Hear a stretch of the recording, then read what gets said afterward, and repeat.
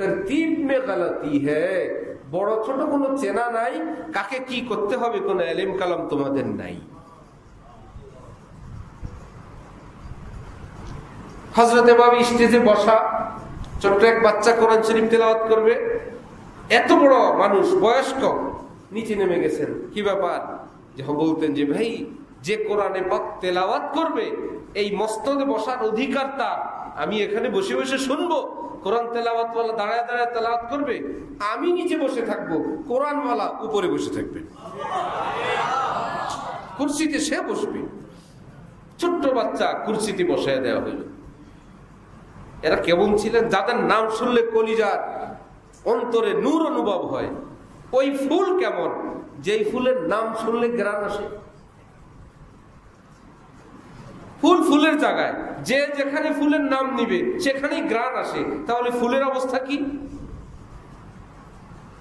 যে আল্লাহওয়ালাদের নাম শুনলে অন্তরে নূর হয়, নূর আসে, সে আল্লাহওয়ালা কত নূরওয়ালা। আল্লাহ পাক আমাদেরকে তাদেরকে চেনা তৌফিক দান করেন। তাহলে আলেমদের মধ্যেও বড় ছোট আছে, ঠিক আছে?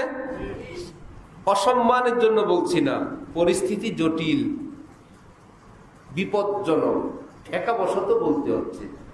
আপনারা যেরকম বলেন আমরা কোন দিক চাই, এই আলেম একটা বলে, ওই আলেম আরেকটা বলে, ওটার সমাধান। এই আলেমকে কোনদিন তো বলেন নাই যে আমার পেটে এক ডাক্তার বলে অপারেশন করতে হবে না। কে সে? আমাদের মহল্লায় 30 বছর যাবত যে চেম্বার করে, সে বলে অপারেশন লাগবে না। তারপরে পিজির চেয়ারম্যান সাহেব, তিনি বলেন লাগবে। আমি কাটটা মানি? জীবনে তো বলেন নাই। আরে ধোত মিয়া, মহল্লার ডাক্তার, সে বেশি প্যারাসিটামল না পার ইমোটিল ওর সেলাই আর প্রেশার মাপে। সে আর পিজির অধ্যাপক এক? হ্যাঁ, সে তার জায়গায় সেবা দিচ্ছে, ওকে। হাজারো মানুষ তার দ্বারা উপকৃত, ওকে। কিন্তু ঢাকা মেডিকেল পিজির অধ্যাপক, তার সঙ্গে তো তার তুলনা হয় না। যে বড় তার সিদ্ধান্তটাও কি বড়। স্যার বলছেন ওকে স্যার, এই বলে কি মহল্লার ডাক্তারের চেম্বার জ্বালায় দিতে হবে? না, যেখানে টক্কর লাগবে তখন দেখতে হবে বড় কে, বড়টা ওকে, ছোটটা বাদ। তো পৃথিবীর নিয়ম। কিন্তু আলেম হইলে আপনাদের কাছে আর কোনো বড় ছোট নেই, সিনিয়র জুনিয়র নেই। তখন আপনি বলেন ইনিও আলেম, ইনিও আলেম, ইনিও বক্তা, উনিও বক্তা, ইনিও হুজুর, ইনিও হুজুর, এই মুখস্থ শুরু করে। ভাই হুজুর হুজুর কি করেন? কোথায় কি করেন? না উনি তো সারা দেশে ওয়াজ করে, আর কিছু করেন না। ও ওই হুজুর। মাদ্রাসায় পড়ানোর যোগ্যতা নাই, ওটা আলাদা। ওয়াজের মধ্যে যে এলেম কালাম বলে আলেম ওলামারা, এগুলো হলো ক্লাস 5 পর্যন্ত এলেম।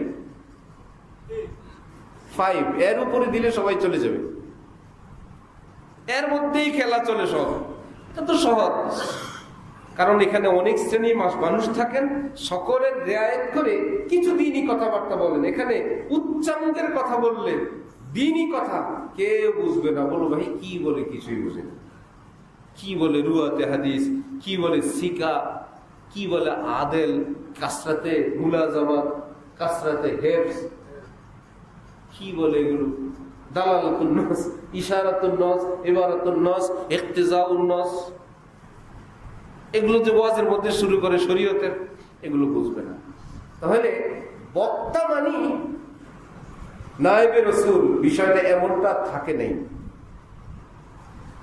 মাঠে ময়দানে কেউ চিনে না, রিজার্ভ ফোর্সের প্রধান, এরকম বড় বড় আলেম আছে যারা মাঠে ময়দানে আসেন না, কিন্তু ভিতরে ভিতরে আলেমরা খবর রাখেন, হ্যাঁ উনি মাঠে আসে না কিন্তু উনি আমাদের বস, উনি সেরা। খবর পাবেন আলেমদের কাছে। যে কথা বলতে গিয়ে লম্বা, কিছু লোক বলে নবীজির ওফাত মৌত আসেই নেই। ওই যে হযরত ওমরের এক কথা আছে, যে বলবে তাকে খুন করে ফেলবো। এটা তো যখন শুরু তখন বলছিলেন, শেষে তো হযরত ওমরই হযরত আবু বকরের হাতে বায়াত হয়েছিলেন, হন নাই? হযরত আবু বকরকে খলিফা মানেন নাই? নবীজি যদি দুনিয়ায় থাকেন, খলিফা কে? খলিফা তো প্রতিনিধি। মূলজন না থাকলে তার প্রতিনিধি। সমস্ত সাহাবায়ে কেরাম হযরত আবু বকরের হাতে যে বায়াত গ্রহণ করলেন, তার অর্থ কি? নবীজি জীবিত আছেন না পরকালে চলে গেছেন? পরকালে চলে গেছেন। এই জন্যই তো খলিফা, এই জন্যই তো 4 খলিফা। যদি বলেন আমরা এটা মানি না, নবী আগে যেভাবে ছিলেন এখনো সেভাবে আছেন, আপনার খেদমতে প্রশ্ন, সাহাবী হওয়া বন্ধ হলো কেন? তাহলে তো সাহাবী হওয়া চালু থাকবে, ঠিক না? নাম্বার 2 প্রশ্ন, তাহলে কি সাহাবায়ে কেরাম জীবিত নবীকে জোর করে রওজার ভিতরে দিয়ে দিলেন? যে নবীর রূহ আছে জীবিত, সাহাবীরা জোর করে তাকে কবরে দিয়ে দিয়েছেন, দাফন করে ফেলছেন, সম্ভব? কিন্তু জোশের ঠেলায় বলে না, নবীজির মৃত্যু হয়নি। মৃত্যু হয় না মানে জীবিত নবীকে কবর দেওয়া হয়েছে, নবী থাকা অবস্থায় সাহাবীরা খলিফা হয়েছে, এগুলো সম্ভব? এই জন্য বললাম, কেউ একটু বাড়াবাড়ি করে, হ্যাঁ মৃত্যু তার আসছে, ওফাত তার আসছে, কিন্তু আমার আপনার মতন ওনার পরকালের জীবনটা না, সেই জীবন তো আল্লাহ পাকের শ্রেষ্ঠ নবী হিসাবে শ্রেষ্ঠ জীবন। এমনকি উম্মত যখন নবীর রওজায় গিয়ে বলে আসসালাতু আসসালামু আলাইকা ইয়া রাসূলুল্লাহ, উলামায়ে দেওবন্দ সারা পৃথিবীর হক্কানি আলেমদের আকীদা হলো নবীজি উম্মতের ওই সালাম নিজ কানে শুনেন এবং জবাব দেন ওয়া আলাইকাস সালাম ইয়া উম্মতি, আমার উম্মত তুমি আমার কাছে আসছো, তোমাকেও সালাম, তোমাকেও ওয়ালাইকুমুস সালাম। আমাদের শায়েখ হযরত ওয়ালা ঢালকানগর হজে যাবেন, কি প্রস্তুতি! 2011 আগেও গেছেন, তা আমরা যাব সাথে, কি প্রস্তুতি! খেদমতে জিম্মাদারি আমার হাতে। মক্কা শরীফ থেকে মদিনা শরীফ আসতেছেন, আবেগ ঘন পরিবেশ, মসজিদে মদিনা এসে কাপড় চোপড় পরিবর্তন, গায়ে খুশবু, জামা পরে যাবেন, আচ্ছা মুখে মাউথ স্প্রে, যেন জিন্দা হায়াতুন নবীর যে মাসালা, যে নবীর দরবারে যাব, তিনি রওজায় জীবিত আছেন, সালাম দিলে শুনবেন, তার অন্তরে এতটা যে আমার কোনো কিছুতে যাতে নবীজির কোনো কষ্ট না হয়। তার মানে খালি একটা দেওয়ালের কাছে যান নাই, যেটা দেওয়াল ঘেরা গিরিলের কাছে যাব, তারা নবীর কাছেই গেছে। আমরা তো রওজায় যাই, তারা নবীর কাছে যান। ইয়া আল্লাহ!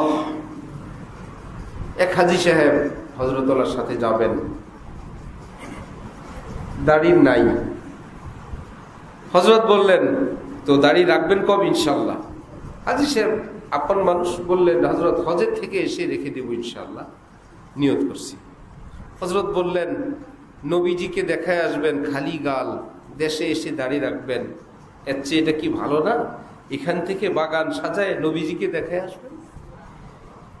জিয়া রাসূলুল্লাহ, আপনার বাগান লাগায় ফেলছি। কোথায় ওনাদের আকীদা! আল্লাহ আমাদেরকে এলমে দ্বীন, এলমের আলোকে হক্কানি আলিমদের থেকে শোনার, আমল করার তৌফিক দান করেন। হযরত মাদানী পড়ান ছাত্রদেরকে হায়াতুন নবী, নবী রওজায় জীবিত।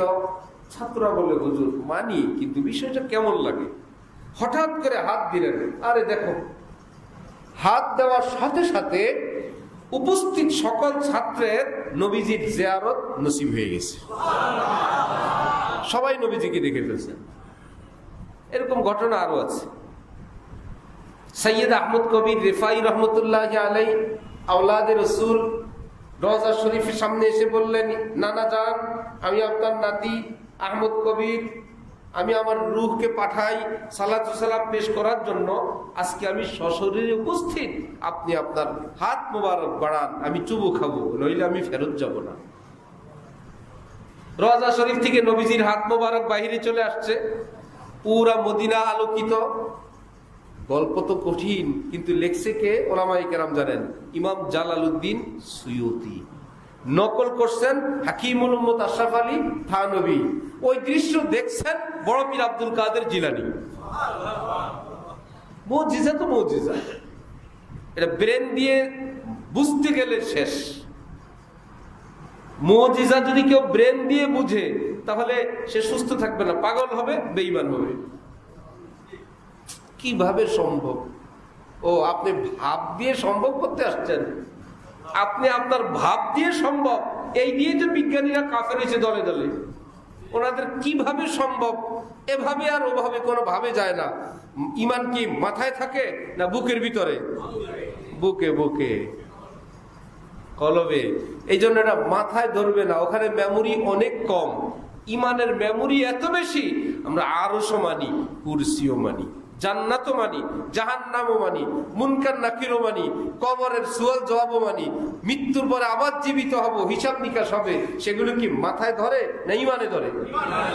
কাফেরের বিজ্ঞানীদের মাথায় ধরে না বলে আমরা মানি না।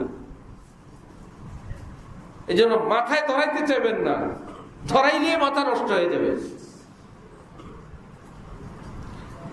ইয়া আল্লাহ, এটাকে বলে মুজিজাতুর রাসূল। সেই হুসাইন আহমদ মাদানী রহমতুল্লাহ আলাই, মনে আছে? হুসাইন আহমদ মাদানী, ওনাকে প্রশ্ন করা হলো এমন সময় যখন ভারত ভেঙে মুসলমানদের একটা আলাদা রাষ্ট্র হোক পাকিস্তান, এটা নিয়ে হযরত থানবীর নেতৃত্বে আন্দোলন চলছে, হযরত মাদানীর নেতৃত্বে আন্দোলন চলছে। এত বড় একটা দেশ ভাঙ্গার প্রয়োজন নাই, আমরা বড় দেশের সাথেই থাকি। মুফতি শফি সাহেব বলেন, হাকিমুল উম্মত ইখলাসের সাথে চাইতেন মুসলমানদের একটা দেশ হোক। হযরত মাদানী ইখলাসের সাথে চাইতেন যে দেশ আলাদা হওয়ার প্রয়োজন নাই, যেই দেশে আসি সেই দেশেই থাকি, কারো ইখলাসের কোনো কমতি নাই। দুজন যেটা বুঝে আসছে সেটা করছেন, কিন্তু দুইজনের মধ্যে রাজনৈতিক দূরত্ব এছাড়া আর কোনো দূরত্ব নাই। দুজন দেওবন্দি, দুজন আল্লাহওয়ালা, দুজন হানাফি, দুজন মস্ত বড় বুজুর্গ, দুজন মুহাদ্দিস, দুজন নিজ নিজ জায়গায় অনেক বড়। অনেকে এগুলার থেকে এই খামাখা হাত পা বের করে, কোনো একতলাপ নেই। একজনের রাজনৈতিক চিন্তাধারা একরকম, আর একজনের আরেক রকম। দুইজনের পরিস্থিতি যখন দুই ভাগে বিভক্ত, ওই সময় একজন হযরত মাদানীকে জিজ্ঞাসা করলেন যে আপনার বিরোধী মাওলানা আশরাফ আলী থানভী ভিন্ন চিন্তাকারী, উনি নাকি মুজাদ্দিদ, উনি নাকি 100 বছরের ইসলামে যে মুজাদ্দিদ আসেন উনি নাকি সেই মুজাদ্দিদ। হযরত মাদানী বললেন, ইসমি কিয়া শক है, হযরত ইস জামানে কে মুজাদ্দিদ हैं। এতে সন্দেহের কি আছে? তিনি এই শতাব্দীর একজন মুজাদ্দিদ। এই উম্মতের কঠিন ক্রান্তিকালে আল্লাহ পাক হযরতের দ্বারা অনেক বড় কাজ নিয়েছেন। সে হাকিমুল উম্মত মাওলানা আশরাফ আলী থানভীর খলিফা ছিলেন শাহ আব্দুল গনি ফুলপুরি। উনি বলতেন, आम वाले से आम मिलता है, कपड़े वाले से कपड़ा मिलता है, अमरूद वाले से अमरूद मिलता है, अल्लाह वाले से अल्लाह मिलता है। भाई आम वालार काছে आम পাওয়া যায়, দুধ ওয়ালার কাছে দুধ পাওয়া যায়, কাপড় ওয়ালার কাছে কাপড় পাওয়া যায়, আল্লাহ ওয়ালার কাছে আল্লাহ পাওয়া যায়। আজকে ইলমের চর্চা, মুহাব্বত মারিফতের চর্চা আলহামদুলিল্লাহ খুব হয়, কিন্তু তাকওয়ার চর্চা, আল্লাহর মুহাব্বত পাওয়ার চর্চা একদম কম, একদম কম।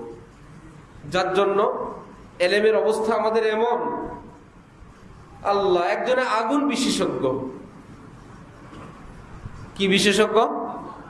আগুন কাকে বলে, আগুন কত প্রকার, আগুনের তাপ কি, আগুনের ধোঁয়া আছে, কি কি বস্তু দিয়ে আগুন জ্বালানো যায়, আগুনের কালার কি, সবটার উপর পরীক্ষা দিয়ে সে পাস। কিন্তু তার কাছে যদি আগুন না থাকে, পাতিল কি গরম হবে? আগুনের উপর ডক্টরেট, কিন্তু পাতিল ঠান্ডা। এই বেচারা বলল, কি বলো, আমি আগুন চিনি না, তোমরা চিনো? চিনেন, আগুন নাই আপনার কাছে। এবার তিনি আগুনের ছবি দিলেন, এটা কি আগুন? এবার আগুনের ভিডিও দেখাইলেন, এটা কি আগুন?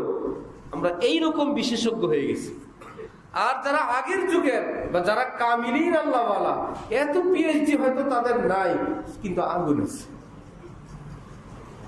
আগুন কত প্রকার, কি কত ডিগ্রির মাত্রা, বাবা এত কিছু জানি না। এই যে আগুন, যার জন্য ওনাদের কাছে গেলেই ইমান গরম হয়। একদিন কাকরাইলে আল্লাহ হযরত মাওলানা এনামুল হাসান সাহেব রহমতুল্লাহ আলাইহি খুবই সম্ভব আসর থেকে নিয়ে মাগরিব পর্যন্ত বসে আছেন, একটা কথা বলেননি। মাগরিবের আগ দিয়ে বললেন, আজকের এই চুপচাপ মজলিসে যাদের ফায়দা হয় নাই, আগামীতে তোমরা আমার মজলিসে আসবা না। আমাদের তো বয়ানে ফায়দা হয়, উনি বললেন আজকে আমার এই চুপ থাকার মজলিসে যাদের কোনো ফায়দা হয় নাই, আগামীতে আমার মজলিসে আসবা না। হাসনা হেনা বয়ান করে, গোলাপ বয়ান করে, রজনীগন্ধা, কিন্তু কাছে গেলে কি ঘ্রাণ পাওয়া যায় না? ঠিক আল্লাহ ওয়ালাদের ইমানের খুশবু এতটা তেজ, এতটা প্রখর, কাছে গেলেই ঘ্রাণ পাওয়া যায়, কাছে গেলে ইমান টের পায় যে কौन आया कि धीमी पड़ गई लो शम्ए महफिल की पतंगों की आवाज उड़ने लगी चिंगारियां दिल की জামার অন্তরে জগৎটা ভিন্ন ভিন্ন লাগে।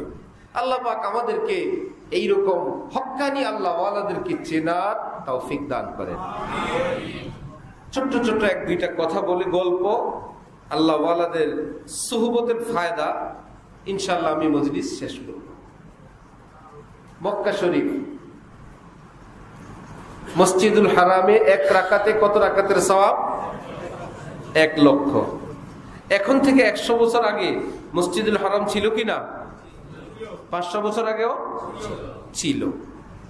ছোট্ট এরিয়া, পাশে ওয়াশরুম, ওযুখানা লাগে, বাথরুমে আল্লাহকে ডাকাও যায় না, নামাজ পড়ার প্রশ্ন তো আসেই না। পাশেই হরম, 1 লাখ রাকাত, নাপাক জায়গা কিন্তু বাইতুল্লাহর সাথে, মুসল্লি বেশি, মসজিদ বড় করতে হবে, কি করা যায়? ওয়াশরুম ভাঙো, তারপরে মসজিদ বৃদ্ধি করো।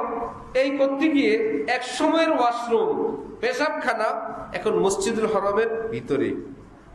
এখন যদি কেউ ওই বরাবর নামাজ পড়ে, পৃথিবীর সকল ফুকাহায়ে কেরাম বলেন 1 রাকাতে 1 লক্ষ রাকাত। কেউ এই কথা বললে হবে না, এটা আগে বাথরুম ছিল। বাথরুম বলে বাথরুম ছিল, আল্লাহর ঘরের সাথে ছিল তো কপাল খুলছে। ছিল বাথরুম, কিন্তু আল্লাহর ঘরের সাথে থাকাতে কপাল খুলে গেছে, এখন মসজিদুল হরম হয়ে গেছে। खोबरो यूसी मिला करते थे मीर, अब मिला करते हैं अहलुल्लाह से, मत करे तहकीर कोई मीर की, राबिता रखते हैं अब अल्लाह से। আগে একটা লোক খারাপ ছিল, নেশা করত, নামাজ পড়তো না, রোজা রাখতো না, সেই দলিল এখন আর বলে লাভ নাই, চোখের পানি দিয়ে আল্লাহ থেকে সব মাফ করে দিচ্ছে। এখন আর আগের কথা বলে তুচ্ছ তাচ্ছিল্য করার সুযোগ নাই। হরমের সঙ্গে থেকে যদি মসজিদুল হরম হয়ে যায়, আল্লাহ ওয়ালাদের সঙ্গে থাকলে, হাদিসে কুদসিতে আল্লাহ পাক বলছেন, আমার ওলিদের সাথে যারা থাকে, যোগ্যতা অত নাই, সঙ্গে থাকার বরকতে ওলিকে যা দেই সঙ্গীদেরকে তাই দিয়ে দিই, দিয়েই দিই। ইকরামান লাহুম। ইবনে হাজার আসকালানী বলেন, ইন্না জালিসাহুম ইয়ানদারিজু মাআহুম ফি জামিই মা ইয়াতাফাজ্জালুল্লাহু বিহি আলাইহিম ইকরামান লাহুম। ওই ওলিকে আল্লাহ যত নিয়ামত দেন, সঙ্গীদেরকে একই নিয়ামত দান করেন, সঙ্গীদের বরকতে না, ওলির সম্মানার্থে। হযরত ওয়ালা করাচি আমাদের দাদা হযরত বলেন, তোমার মেয়ের বিয়ে, জামাইয়ের জন্য স্পেশাল মেহমানদারি, বড় পাতে খাবার দাবার, বন্ধু বান্ধব তো থাকেই। জামাই বিয়ে আসছে, হবু জামাই, তার 2 পাশে বন্ধু বান্ধব হইল, যাদের সঙ্গে তোমাদের প্রচন্ড ঝগড়া বিবাদ, এইরকম ফ্যামিলির 2 ছেলে, যাদেরকে দাওয়াত দেওয়ার প্রশ্নই আসে না, সসম্মানে মেহমানদারিরও প্রশ্ন আসে না। কিন্তু আজকে শ্বশুর সাহেব কি বলবেন, জামাই শুধু আপনি আসেন, ডান পাশ বাম পাশ 2 জনকে বাইরে রাখেন। মেয়ের বাবা বলবে না, এটা আমার জামাইয়ের অসম্মান, জামাইয়ের সম্মান রক্ষার্থে চুপ। খাইলো কারা? 2 দুশ্মন এসে আজকে স্পেশাল মেহমান হইল, তাদের নিজের ক্ষমতায় না জামাইয়ের ক্ষমতায়? জামাইয়ের মান সম্মান শ্বশুর বাড়িতে এত, আল্লাহ ওয়ালার সম্মান আল্লাহর দরবারে কত। এক। দ্বিতীয় মাসআলা একটু খেয়াল করে শুনবেন। মনে করেন 1 লক্ষ টাকা হইল যাকাতের নেসাব। 1 লক্ষ টাকা হইলে যাকাত ফরজ হয়। এটা কি শুরুর দিন না 1 বছর লাগে? 1 লক্ষ টাকা যখন 1 বছর অতিক্রম করবে, বছর শেষে যখন 1 লাখ থাকবে, তাহলে 1 লাখের উপর যাকাত দিতে হবে 2500 টাকা। যেদিন আপনার বছর শেষ হবে সেই দিনের আগের দিন আরো 50,000 টাকা আপনার মালিকানায় আসলো, লাভের হোক যে কোনো ভাবে হোক, আপনি আবার মালিক হইলেন আরো 50,000 টাকা। তাহলে পরের দিন যেদিন বছর শেষ, সেদিন আপনার হাতে কত টাকা? মুফতি সাহেবদেরকে জিজ্ঞাসা করেন তো, ফতোয়া কি যাকাত কত টাকার? 1 লাখের না 1.5 লাখের? কেন ভাই? 1 লাখের 1 বছর গেছে, 50,000 তো 1 বছর যায় নাই। বলবে যেটা 1 বছর অতিক্রম করে আসছে, ওর সোহবতের বরকতে পরের 50,000 কেও আল্লাহ পাক 1 লাখের মর্যাদা দিয়ে দিচ্ছেন। যে নাও কামেলে সোহবতে গেছে তো 1 বছর কামেল হয়েছে, যা তোমার যদিও হয় নাই, তোমাকেও আমি যাকাতের সম্মান দান করে দিলাম। এটাকে আল্লাহ কোরআনে পাকে বলছেন, ইত্তাকুল্লাহ ওয়া কুনু মা'আস সাদিকিন। মুত্তাকি হও, তাকওয়ার উপর চলো। যারা বড় পীর জিলানী, খাজা মঈনুদ্দিন চিশতি, হাকিমুল উম্মত থানবী, ইমাম গাযালি, হাসান বসরি, এইরকম যারা তোমার যুগের কামিলিন, তাদের সঙ্গে থাকো। সঙ্গে থাকার বরকতে তোমাকে আমি আল্লাহ ওই ট্রেনের ইঞ্জিন যেই শহরে, ফার্স্ট ক্লাসের বগি যেই শহরে, সেকেন্ড ক্লাসের বগি সেই শহরে, থার্ড ক্লাসের বগি কি মাঝপথে না সেই শহরে, একই শহরে তুমি যেই শ্রেণীর হও, 2টা কাজ করো। 1 নম্বর কাজ তাকওয়া, দ্বিতীয় কাজ কোন হক্কানি কোন ওলির সঙ্গে জোড়ো। ট্রেনের বগি ইঞ্জিন না, খালি বগি একা একা চলতে পারে? কিভাবে অন্য শহরে যায়? 2টা কাজ করে। 1 নম্বরের কাজ লাইনে উঠে, ঠিক না? লাইন ছাড়া কাজ হবে না। ইঞ্জিনকে আপনি হাতে পায়ে ধরেন, ইঞ্জিন বলবে প্রথম শর্ত লাইনে আসো। লাইনের বাইরে যদি আপনি ইঞ্জিনের সঙ্গে বাঁধেন, ইঞ্জিন টান দিলে ব্রিজের সঙ্গে গাছের সঙ্গে বাড়ি খেয়া শেষ। বিসমিল্লাতে লাইনে উঠো। লাইনে উঠলেই যাবে না, আরেকটা কাজ আছে, লেজ বান্ধো, আমার সাথে জোড়ো। এইবার বিসমিল্লাহ চলছে। এই আয়াতের মধ্যে আল্লাহ পাক যেন আমাদেরকে বললেন, জান্নাতে যাবা, আল্লাহ যাইতে চাই, ইত্তাকুল্লাহ, লাইনে উঠো। আর ওয়া কুনু মা'আস সাদিকিন, জান্নাতি কাফেলা যারা আসে তাদের সঙ্গে জোড়ো। তাহলে কাজ একটা হইল না 2টা হইল? একটা হলো তাকওয়া, আর একটা হলো আল্লাহ ওয়ালাদের সঙ্গে জোড়া। তাকওয়া তো বিশাল। আমাদের জন্য যেটা এখানে তাকওয়া, এই তাকওয়া সহজ। তাকওয়ার একটা অংশ আছে, মাকরু কাজও করে না, সন্দেহের কাজও করে না। আরেকটা স্তর আছে, শিরিক করে না। উপরের মাথা, একদম শেষ মাথা। মুসলমানরা তো শিরিক থেকে মুক্ত, লা ইলাহা ইল্লাল্লাহ পাটি, শিরিক বাদ দিয়েই তো তাওহীদে আসছে।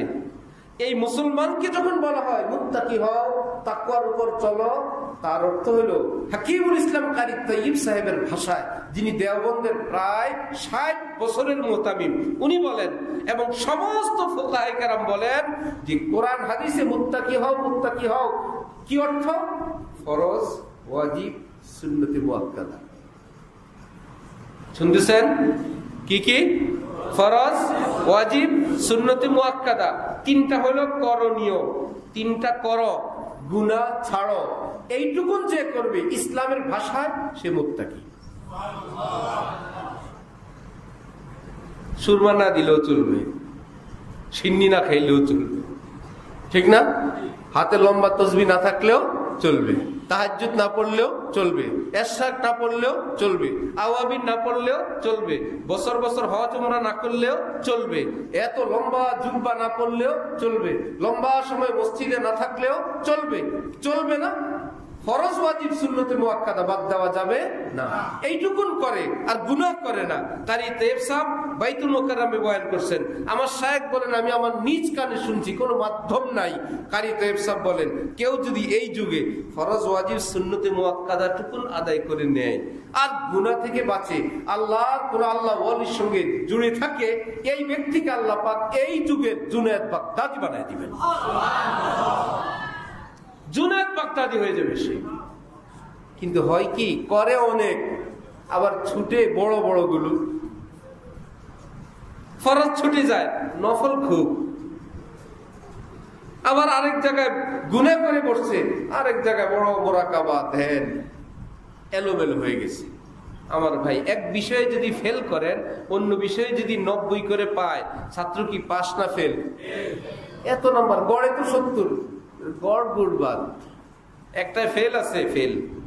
অথচ এই বেচারা 90 আরেকটাই ফেল, গড়ে ফেল। আরেক ছাত্র একটাতেও 90 পায় নাই, সব 35-40। এই ছাত্র পাস না? ঠিক আমরা হইলাম কোন সাবজেক্টে 80, কোনটা 90, কোনটা 95, কোনটা ধরেই নেই।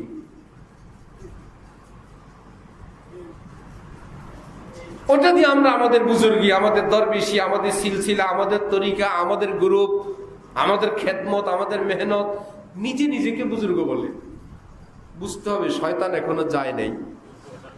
যে নিজের নিজে বুজুর্গ ভাবে, সামনে হোক পিছনে হোক, ভাবে হোক, নিজের আমলের সংখ্যা গণে, এ আমল করলাম, এ আমল করলাম, এ আমলে এত নেকি, বুঝতে হবে এখনো শয়তান যায় নাই। কারণ যেই ঢালে ফল ধরে, ডালটা কি উঁচু হয় না নিচু হয়? ফল যত বড় হয় তত নিচু হয়। এবার কেমন ডাল, ফলও ধরে উঁচাও হয়, ফলও বড় হয়, ডালও উঁচা হয়। বুঝা গেল এগুলো ফল না, এগুলো দেখার মতো ফল, কাগজের ফল, বাস্তবে ফল। প্রকৃত ফল যদি হয়, ফল যত বড় হবে তত নিচু হবে। এই জন্যই হাক্কানি আল্লাহ ওয়ালাদের সৌবতে গেলে বান্দা না আমি গুনাহগার। চট্টগ্রাম ছিলেন এক গোয়ালি সাহেব রহমতুল্লাহ আলাইহি, পটিয়ার মস্ত বড় আল্লাহ ওয়ালা। এখন পটিয়া মাদ্রাসার অধিকাংশ উস্তাদ ওনার ছাত্র। একটা সময় এরকম হয়, ছাত্ররাও উস্তাদ, উস্তাদও উস্তাদ হয়ে যায়। এখন ওনার হাতে ছাত্র যারা, এরকম একজনে বললেন যারা মাসবুক হয়েছেন তারা একটু দাঁড়ান, প্রথম রাকাত যারা পান নাই তারা দাঁড়ান। উদ্দেশ্য হচ্ছে ছাত্ররা। ঘটনাক্রমে বোয়ালি হিসাবে প্রথম রাকাত পান নাই, একে তো উস্তাদ আরো বুজুর্গ, উনিও দাঁড়াইছেন। সবাই তো বলে হযরত আপনাকে না, আপনাকে না কেন, প্রথম রাকাত পায় নাই যারা, এর মধ্যে আমিও তো আছি। এর মধ্যে কান ধরে উঠে আর বসে, হ্যাঁ দুনিয়া সব ভালো লাগে, নামাজে আসতে ভালো লাগে না, প্রথম রাকাত তাকবীর উলা ভালো লাগে না। ওনারা ভাবতেন আমারও শাস্তি হওয়া দরকার, দুনিয়ার কোথাও তো পিছিয়ে থাকি না, তাকবীর উলাটা বাড়তেছে। এত সহজ না। এই জন্য আব্দিয়ত সৈয়দ সুলাইমান নদভী রহমতুল্লাহি আলাইহি হযরত থানভীকে বলছিলেন, হযরত তাসাউফ কি, পীর মুরিদি তাজকিয়া গুলো কি, এটা কি শিখায়, বা প্রথম সবক কি? বললেন মাওলানা तसव्वुफ का, तज़किये का पहला सबक अपने को मिटाना है, और तहकीक ये है, अव्वल सबक और आखिरी सबक भी यही है, अपने को मिटाना। यह है मेरा एहसास कि मैं कुछ भी नहीं हूँ, कुछ होना मेरा जिल्लत व खारी का सबब है। এটাই আমার সম্মান, আমি কিছু না। প্রত্যেক রাকাতে আল্লাহ পাক বলছেন বলো তো তুমি কিছু, ইয়াকা নাবুদু, আমি কিচ্ছু না, আমি আপনার গোলাম। আবার পরের রাকাতে ইয়াকা নাবুদু, শুধু আমি না, আমার আব্বাও আপনার গোলাম ছিলেন, আমার দাদাও গোলাম, আমার বাচ্চারাও গোলাম, আমরা গোলামের গোষ্ঠী গোলাম। প্রতি রাকাতে আমরা সবাই বলি আমরা গোলাম লাগি, সেই গোলামরা আবার বড়, আমরা বড় কিছু। আল্লাহ পাক বলে আমি যেন কারো মুখে না শুনি বড় কেউ। আল কিবরিয়া উরিদাই ওয়াল আযামাতু ইজারি ফামান নাযানি ওয়াহিদাতাম মিনহুমা ফাযাফতু ওয়া ফি রিওয়ায়া ফাযাফতুহু ফিন্নার। বড়ত্ব এটা আমার ভূষণ, আমার পোশাক, চাদর, মর্যাদা এটা আমার ব্যাপার। কেউ যদি আমার গায়ের কাপড়, আমার পরনের কাপড় নিয়ে টানাটানি করো, অর্থাৎ কেউ যদি বলো তুমি বড়, তোমারও সম্মান মর্যাদা আছে, আমি যদি নিজেরটা নিজের মুখে শুনি, আমি তার গর্দা নুড়ে দিব, এটা আমি বলবো। আল্লাহুল গনিয়্যু ওয়া আনতুমুল ফুকারা, আমি একমাত্র ধনী আর সব ফকির। হযরত ওয়ালা করাচি বলেন, এক বয়ানে ফকির বললেন আল্লাহ আমাদেরকে বাটিও দিয়ে দিয়েছেন, দুই হাত একত্রে করলে আমাদের ভিক্ষার বাটি হয়ে যায়। সুবহানাল্লাহ। দুনিয়ার ফকির একটু ধনী হয়, বাটি ফেলে দেয়, হজ করে আসে, সবাই অবাক, অমুকের ছেলেরা বড় লোক হয়ে বাবারে হজ করাইছে, বাবা আগে ভিক্ষা করতো, কোনো চিহ্ন নাই। এমন ফকির আমরা, বাটির থেকে ছুটি নেই।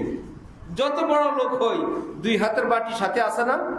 রব্বুল আলামিন বলে যত বড় লোক হবা, ফকিরের নাম থেকে তোমার নামও কাটা যাবে না, ভিক্ষার বাটির থেকেও ছুটি নাই, আমার দুয়ারও খোলা, তোমার হাতও রেডি, 24 আওয়ার ওপেন। যখন বলবা আল্লাহ, আমি সাথে সাথে জবাব দিব।